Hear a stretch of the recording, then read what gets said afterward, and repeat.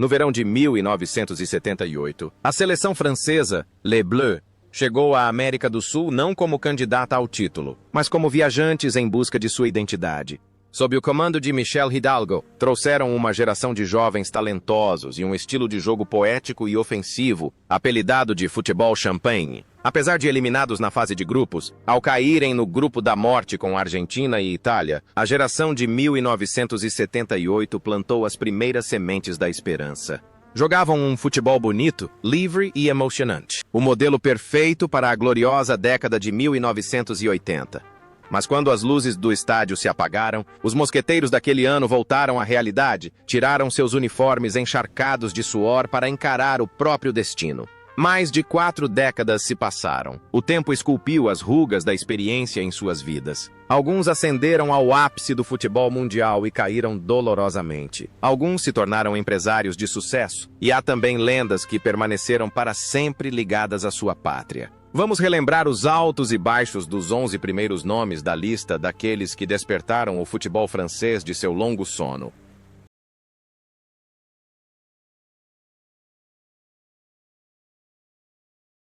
Marius Trésor, a orgulhosa pérola negra de Guadalupe, foi o capitão da seleção francesa em 1978 e tornou-se a personificação perfeita de compostura e autoridade na defesa. Aos 28 anos, atuava como líbero, não apenas afastando a bola dos gramados, mas também iniciando ataques com passes longos e precisos. Com um físico ideal e a capacidade de ler o jogo como um livro aberto, Trésor era verdadeiramente o suporte mental mais sólido para uma equipe jovem. Jogou todas as 3 partidas, comandando diretamente a defesa contra os principais atacantes das anfitriãs Argentina e Itália. A imagem de Trésor, orientando seus companheiros com calma, tornou-se um símbolo da maturidade do futebol francês em acolher talentos estrangeiros. Após esse torneio, Trésor continuou sendo um pilar insubstituível, ajudando a França a chegar às semifinais da Copa do Mundo de 1982, onde marcou um gol memorável de voleio contra a Alemanha Ocidental. Após se aposentar, Trésor não se afastou do futebol, mas permaneceu totalmente comprometido com o Bordeaux, o clube que amava. Ele desempenhou as funções de treinador do time reserva, olheiro e embaixador do clube por décadas. Fora dos campos, Trésor era um homem alegre, amava música e chegou a lançar um álbum. Levou uma vida tranquila, longe das disputas políticas dentro da federação, satisfeito com seu papel de motivador para a geração mais jovem da região da Aquitânia. A ligação entre Trésor em campo e na vida é a solidez. Em campo, ele é uma rocha que detém todos os ataques. Fora de campo, é um homem leal, fiel a uma camisa e a uma terra por toda a vida. Ele é a prova de que um líder não precisa ser barulhento, basta dedicação e um coração bondoso para ser respeitado.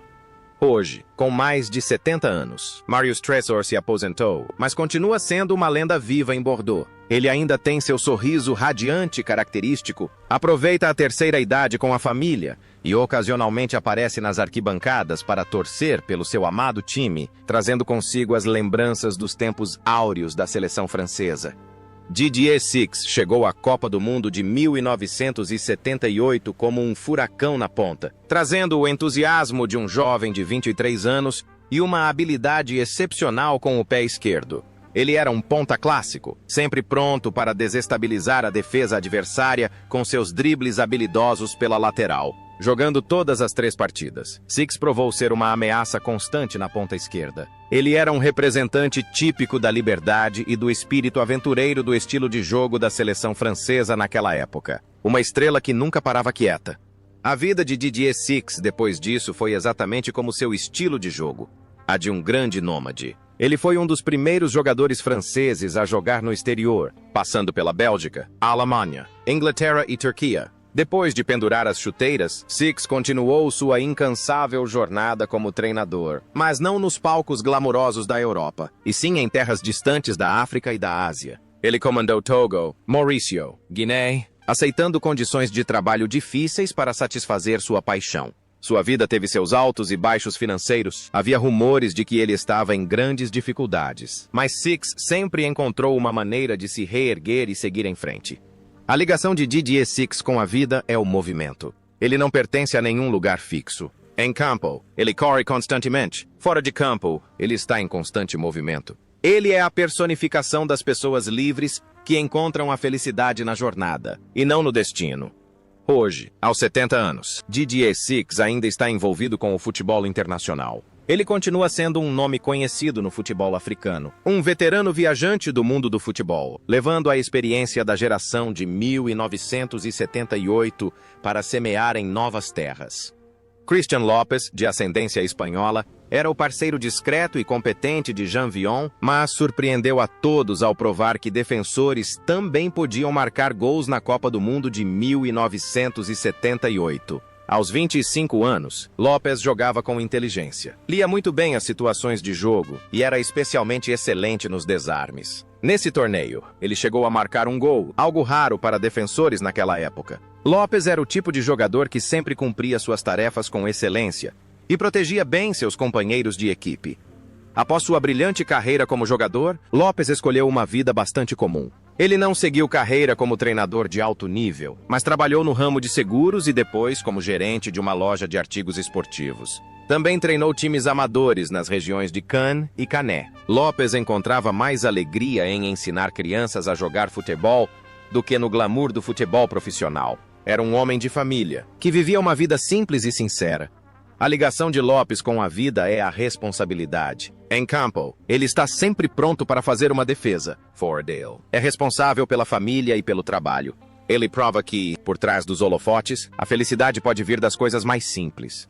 Hoje, Christian Lopez desfruta de uma aposentadoria tranquila no sul da França. Ele é um exemplo de estrela que sabe se afastar dos holofotes para voltar a ser um marido e pai exemplar.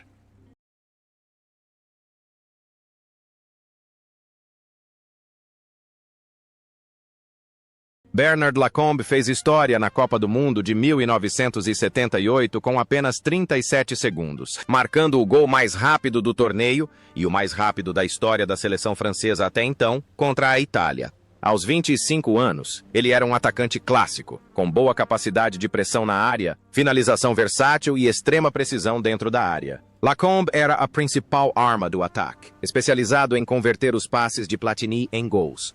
Após pendurar as chuteiras, Lacombe tornou-se a segunda figura mais poderosa do Olympique Lyonnais, Lyon, o braço direito do presidente Jean-Michel Aulas. Ele foi o arquiteto do período de domínio do Lyon, com 7 títulos consecutivos da Ligue 1, com um olhar apurado para o talento, trouxe uma série de estrelas brasileiras, como Juninho. Lacombe vive e respira o futebol do Lyon. É um técnico astuto, por vezes controverso, mas extremamente eficaz.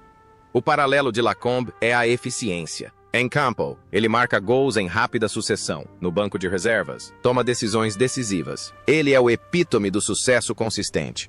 Bernard Lacombe já se aposentou de seu império em Lyon, mas continua sendo uma lenda viva na cidade. Ele passa seu tempo jogando golfe e desfrutando dos frutos de uma vida inteira de dedicação incansável. Henri Michel, uma verdadeira lenda do FC Nantes, trouxe uma postura cavalheiresca e serena ao meio-campo da Copa do Mundo de 1978. Aos 30 anos, era um dos jogadores mais experientes da seleção francesa. Jogava no famoso estilo jeu à la nantaise, com combinações curtas, rápidas e belas, atuando em 2 partidas. Henri Michel desempenhou o papel de uma importante ponte, conectando a velha e a jovem geração de Platini. A carreira de Henri Michel após a aposentadoria foi ainda mais brilhante. Ele se tornou um grande treinador, levando a França à medalha de ouro olímpica em 1980 e às semifinais da Copa do Mundo de 1986. Em seguida, tornou-se o rei da África, ao comandar seleções como Camarões, Marrocos, Costa do Marfim e Tunísia em Copas do Mundo. Era absolutamente respeitado por seu profundo conhecimento e nobre personalidade. Viveu uma vida dedicada ao futebol, viajando pelo mundo para difundir a filosofia do futebol bonito. A semelhança com Henri Michel reside na magnanimidade. Ele jogou um futebol belíssimo, treinou um futebol belíssimo e viveu uma vida belíssima. Foi um grande mestre para muitas gerações de jogadores. No entanto, a jornada do artista teve que ser interrompida. Em 24 de abril de 2018, Henri Michel faleceu aos 70 anos, após uma longa batalha contra o câncer. Sua partida deixou uma tristeza eterna no futebol francês e africano. Seu legado não se resume apenas aos títulos, mas também à sua gentileza e ao seu sorriso afável, que serão lembrados para sempre. Gérard Janvion, o zagueiro de aço apelidado de Le Cerbère, o cão de 3 cabeças do inferno, foi o terror de todos os ataques adversários na Copa do Mundo de 1978. O jogador de 24 anos, natural da Martinica, era conhecido por sua capacidade de marcação extremamente incômoda. Jean Vion possuía o porte físico e a velocidade de um atleta, o que o tornava incumbido de bloquear os perigosos ataques do oponente. Jogava com instinto, selvagem e feroz, um verdadeiro escudo de aço diante do gol. Após se aposentar, a vida de Jean Vion tomou rumos complicados. Ele enfrentou problemas financeiros e legais, além de passar por períodos difíceis em sua vida pessoal. Houve uma época em que viveu uma vida bastante reclusa, longe do mundo glamouroso do futebol. No entanto, mais tarde, encontrou o equilíbrio ao retornar à sua Martinica natal, onde treinou equipes locais e ajudou a desenvolver o futebol no Caribe. O contraste de Jean Vion reside em sua dureza. Em campo, ele é o terror dos atacantes, Fordale. Também precisa lutar contra os adversários implacáveis do dia a dia. Mas seu instinto guerreiro o impede de sucumbir. Gerard Janvion agora leva uma vida discreta na Martinica. Embora já não apareça muito na mídia francesa, para os torcedores do Saint-Étienne, ele continua sendo uma lenda com um estilo de jogo destemido.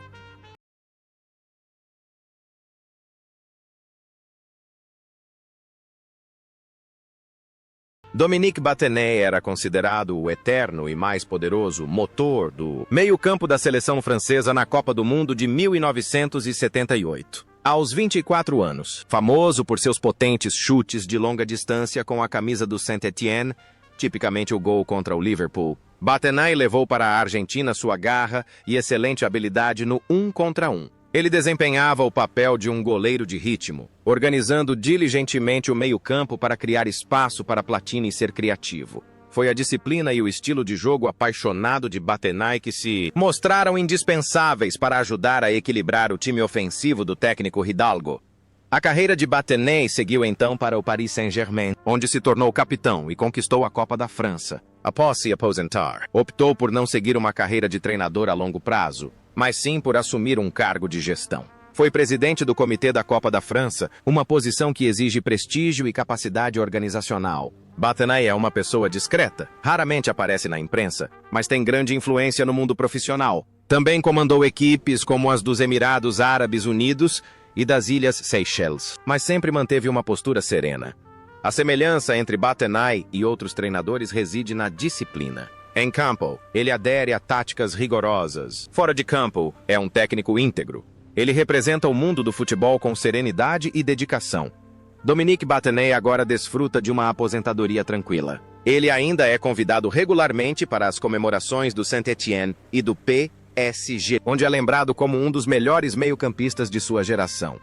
O imponente goleiro do Nantes, Jean-Paul Bertrand de Mendes, viveu o momento mais trágico da Copa do Mundo de 1978, quando suas esperanças terminaram em pura agonia. Aos 26 anos, ele foi titular nos 2 primeiros jogos, mas contra a Argentina, após mergulhar para bloquear um chute de longa distância, chocou-se com a trave e sofreu uma grave lesão na coluna. A imagem dele deitado em uma maca, sendo retirado de campo para dar lugar a dropsy, tornou-se um dos momentos mais trágicos da França no torneio. Após aquela terrível lesão, Bertrand de Mendes tentou voltar a jogar em alto nível por muitos anos pelo Nantes. Mas o mais surpreendente é sua vida depois do futebol. Ele se tornou um empresário extremamente bem-sucedido nos ramos imobiliário e financeiro. Construiu uma enorme carreira empresarial, tornando-se um dos ex-jogadores mais ricos da França. Rompeu muitos laços com o mundo do futebol para se concentrar em enriquecer, provando que a perspicácia de um goleiro também pode ser aplicada ao mundo dos negócios. A ligação entre Bertrand de Mendes e a vida é a coragem. Ele se recuperou de uma lesão quase incapacitante para continuar jogando e, em seguida, construiu uma vida completamente nova e brilhante. Ele é a prova de que o futebol pode ser apenas um capítulo no livro da vida.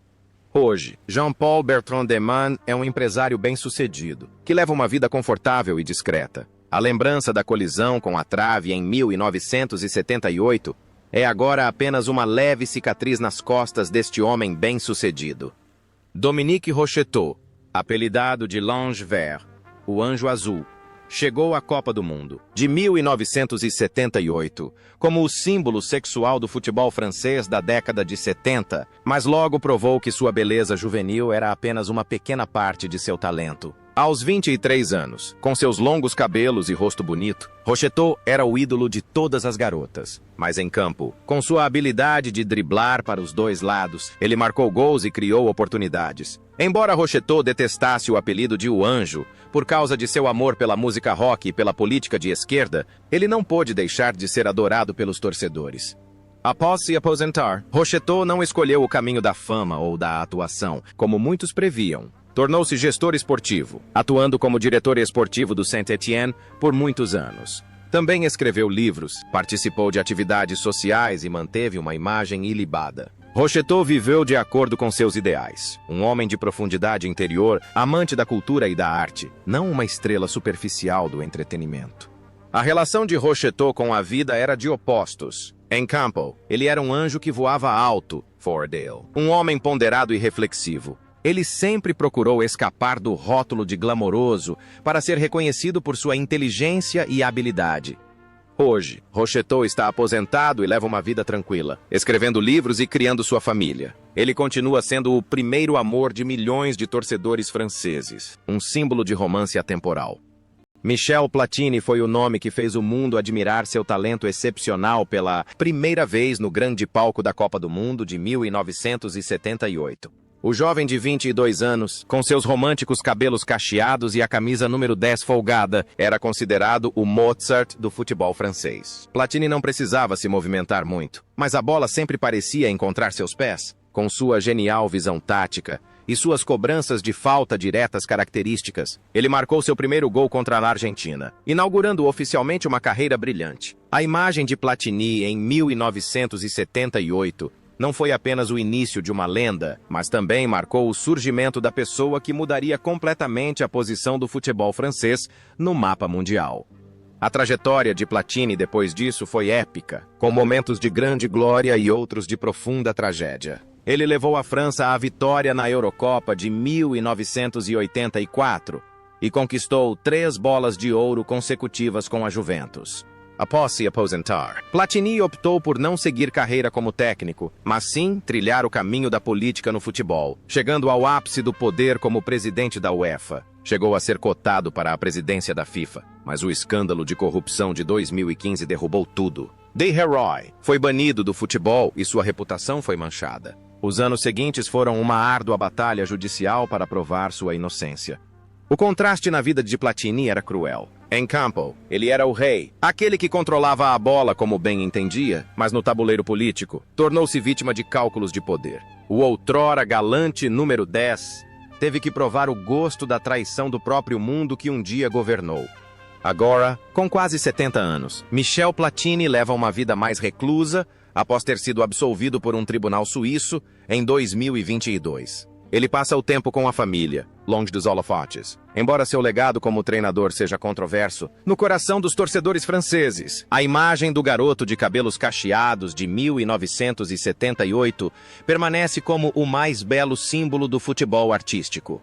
Maxime Bossis, apelidado de Le Grand Max, foi o zagueiro moderno que transformou o bloqueio em arte na Copa do Mundo de 1978. Chegando ao torneio com apenas 22 anos, Bossis, com sua altura impressionante e pernas longas, jogava com graça e técnica, em vez de força bruta. Ele podia atuar tanto como zagueiro central quanto como lateral. Na Argentina, Bossis demonstrou uma maturidade incrível, tornando-se uma das maiores revelações do torneio. Ele era um símbolo de rara elegância na defesa. O auge e o declínio de Bossis ocorreram após 1978. Ele se tornou recordista em número de jogos pela França, mas é mais lembrado pelo pênalti perdido na fatídica semifinal da Copa do Mundo de 1982. A imagem de Bossis caindo tornou-se um símbolo da tragédia de Sevilha. Mas Bossis se reergueu e conquistou a Eurocopa de 1984 com a França. Após se aposentar, tornou-se um prestigiado comentarista de televisão, conhecido por suas análises precisas e voz cativante. Ele também atuou no mundo dos negócios e organizou cursos de futebol. A ligação entre Bossis e a vida é a elegância. Ele joga futebol de luxo e vive uma vida muito digna. Ele não deixou que a dor de 1982 o afundasse, mas a transformou em uma lição para amadurecer.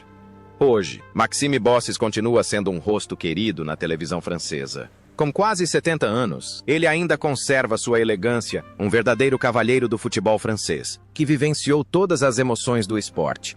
Marc Berdoll, o artilheiro nato do Angers SC, entrou para a memória dos torcedores franceses em 1978 com o gol mais inusitado e engraçado da história da Copa do Mundo. Um gol com uma camisa emprestada. Na partida contra a Hungria, devido a uma confusão com os uniformes, a seleção francesa teve que vestir as camisas listradas em azul e branco de um time local chamado Kimberley. E foi com essa camisa estranha que Marc Berdoll, o atacante de 25 anos, marcou o gol que fez 2-0, o que também foi o momento mais brilhante de sua curta carreira internacional. Berdoll não era um atacante vistoso. Ele era um verdadeiro caçador de gols, jogando um futebol direto e forte, e sempre sabendo como se posicionar para finalizar dentro da área. A carreira de Berdoll foi sinônimo do título Rei de Angers. Ele foi um grande atacante do clube, um verdadeiro herói local. Após a Copa do Mundo, aventurou-se na Alemanha para jogar pelo Saarbrücken e depois pelo Olympique de Marselha, mas seu coração sempre pertenceu a Angers. Ao contrário de seus companheiros de equipe, que buscavam a fama nas grandes capitais do futebol, Berdoll escolheu um caminho mais tranquilo. Jogava pela alegria de marcar gols, sem se preocupar muito com a fama ou o dinheiro. Após se aposentar, afastou-se completamente do mundo do futebol profissional, recusando trabalhos como treinador ou comentarista para viver uma vida comum. A ligação de Berdoll com a vida é a simplicidade. Em campo, ele marca gols com toques fáceis. Fordale escolhe a felicidade no anonimato. Ele é a prova de que, às vezes, um lampejo de genialidade com uma camisa emprestada basta para que uma pessoa comum seja lembrada para sempre. Hoje, aos 70 e poucos anos, Marc Berdoll desfruta de uma aposentadoria tranquila em sua cidade natal. Ele raramente aparece na imprensa, contentando-se em cuidar de seu jardim e passar tempo com seus filhos e netos. Para o povo de Angers, ele continua sendo uma lenda viva, um monumento à lealdade e à humildade.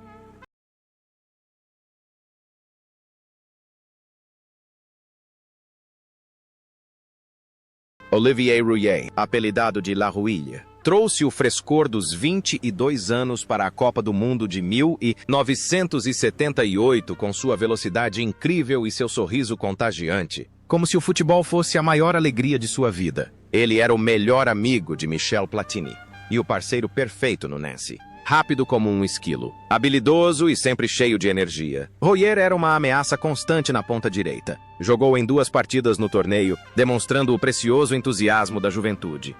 Mas por trás daquele sorriso, havia um grande segredo que ele teve que manter escondido durante toda a sua carreira. Muito tempo depois de pendurar as chuteiras, Olivier Rouillet corajosamente se assumiu gay. Ele foi um dos primeiros e raros jogadores de futebol profissional na França a ousar fazê-lo. Rouillet admitiu que teve que viver 2 vidas paralelas.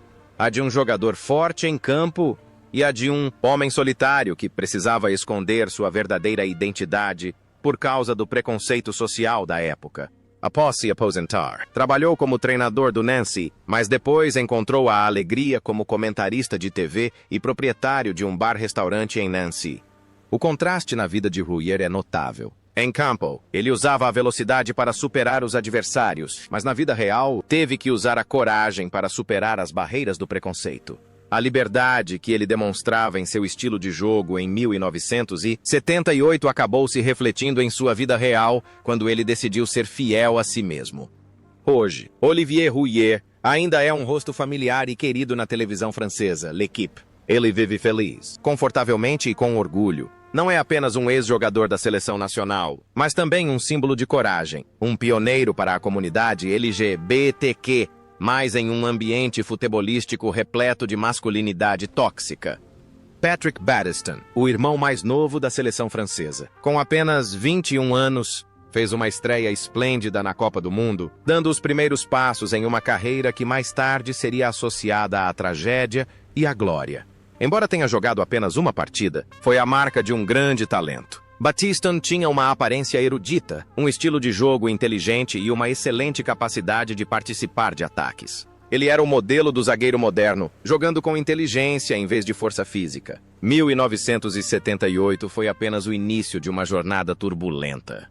O destino de Battiston mudou para sempre numa noite de Sevilha, em 1982, na semifinal da Copa do Mundo contra a Alemanha Ocidental. Ele foi atingido pelo goleiro Harald Schumacher, e a colisão foi tão violenta que Battiston desmaiou. Quebrou 3 dentes e fraturou a coluna. O mundo inteiro prendeu a respiração, pensando que ele havia morrido em campo. Mas, milagrosamente, Battiston ressuscitou. Sem ressentimentos ou desejo de vingança, ele retornou discretamente, conquistou a Eurocopa de 1984 com a França e continuou a colher sucessos com o Bordeaux. Ele perdoou Schumacher, demonstrando o caráter nobre de um cavalheiro.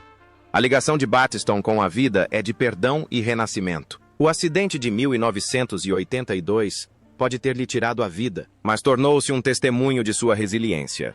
Ele não deixou que a tragédia o definisse como vítima, mas sim como um defensor do perdão. Hoje, Patrick Battiston é o diretor do Centro de Treinamento Juvenil de Bordeaux. Ele trabalha discretamente, cultivando jovens talentos e ensinando-lhes não apenas a jogar futebol, mas também a serem seres humanos. Com quase 70 anos, ele ainda mantém uma postura gentil e serena. É uma testemunha da história, um verdadeiro herói que venceu a morte para viver uma vida plena de significado.